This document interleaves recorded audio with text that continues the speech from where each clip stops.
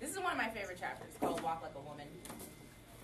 So I never learned how to drive for a myriad of reasons, even though I'm from Los Angeles and whatever. Someone had to drive and like pick me up from the airport and drive me here, because whatever. Now it scares me and I don't know. I just will never learn how to drive at this point probably. So I walk everywhere. I have almost a sick addiction to walking. Like if there was a Walkers Anonymous, I would probably be in it. So this chapter is about my obsession with walking and how that has proved dangerous for me. I was mugged twice in DC. Yeah, I'm alive, obviously, so it wasn't that bad. But and then I also fainted. So this is the story of my fainting. It was a headache that scared me straight. The weather in Washington is something akin to a domesticated lion let loose in the wild after years of drinking from a toilet. Unpredictable. On this particular morning, it was freezing outside, so I wore a huge black puffy coat to work. But by the time I left that evening to start my hour-long walk home, the temperature had shot up to hot as balls. Unfazed by this, I strapped my 20-pound laptop to my back and said my goodbyes. About 20 minutes in, I sensed something might be wrong when I felt something warm and wet running down my thighs. I bent over for a second to peek between my legs to see if I had had an accident. Nope, just sweat. Lots and lots of sweat. Realizing then that I probably had a Rorschach ink blot of perspiration shaping up nicely on my ass and back, I decided leaving my coat on would be best.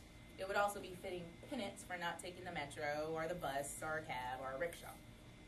Once I finally got home, I threw that coat off like it was on fire, flinging it across the living room with one hand and freeing myself from my now gazillion-pound laptop with the other.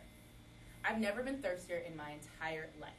I downed 3 highballs of Brita in as many seconds and then headed for the door again, thirsty and starving. My mouth watered for a personal pan pizza from Duccini's about 12 blocks down the street. I could have had a larger pizza delivered. I could have taken the 90 bus straight down. I could have grown my own organic tomatoes on the windowsill and made pizza using those and rat meat, but I didn't. I walked. By the time I got inside, the temperature in my head had to be at least 187 degrees Fahrenheit. There was a new girl taking orders up front, which pissed me off because the African guy with the Mets cap always gave me a free Fanta. 2 10-year-olds in Catholic school uniforms played with dolls underneath the counter, and the brunette behind me got her order taken before mine. Pissed. I walked up to lean on the counter more than I should have been, my eyelids way heavier than they should have been. I had an epiphany about the word throbbing being an example of onomatopoeia, and then everyone in there suddenly became stupid, fat, and ugly. Excuse me, hello, are you going to take my order? Jesus. I couldn't freaking believe how rude the new chick was being. I'm sorry, I didn't know you were ready. If she was shocked by my volume, she didn't let on. Obviously, an 8-inch pepperoni. No problem, man. Can I pay now? Jesus. Why the hell was this chick so slow in the uptake? I looked around for some sympathy and came up with nothing but dirty looks. Right, sure, that'll be $5. Reaching into my coat pocket, yes, I put that coat back on, for my wallet, actually felt like digging for clams. I took a tiny step back to steady myself, and then everything turned gray. The woman with the dark hair yelled, "No, no, no, no," and I woke up on the fake linoleum. Fainting is your body's inconvenient way of telling you to take a time out. I had never fainted before and never want to faint again, despite having previously thought the act romantic and Elizabethan. The new girl was on the phone with 911, me again, and the African guy was on his way with the cold Fanta. I told him I was fine, no really, just a little hot and tired. I thanked the brunette for catching me and shooed her hand away when I got up off the floor. They charged me for the pizza. I ate it on a stool in the corner, holding each piece up to my mouth with one shaky hand and a great Fanta to my head with the other. Pleading the fifth, I won't tell you how I got home. Francis forbade me from walking for a month, and then made an appointment with my primary care physician, who 1 EKG and some blood work later said I had been tired and hot.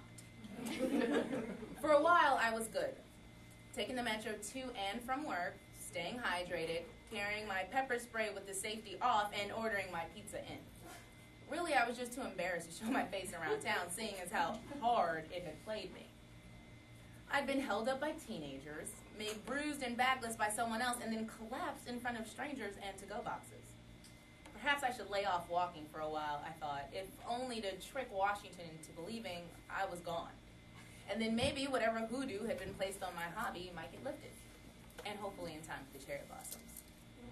I had to ease back onto the street, hopping off the train a few stations before I was supposed to, or catching the bus a few blocks away. Duccini's was the last stop on my comeback tour. It'd been a while, so I had a speech prepared. It began. So, it turns out I'm not deranged, just a little dehydrated. Fortunately, I didn't need it. The African guy spotted me mumbling to myself outside and shouted by the time I got my foot in the door, "Hey, my friend, I was worried about you."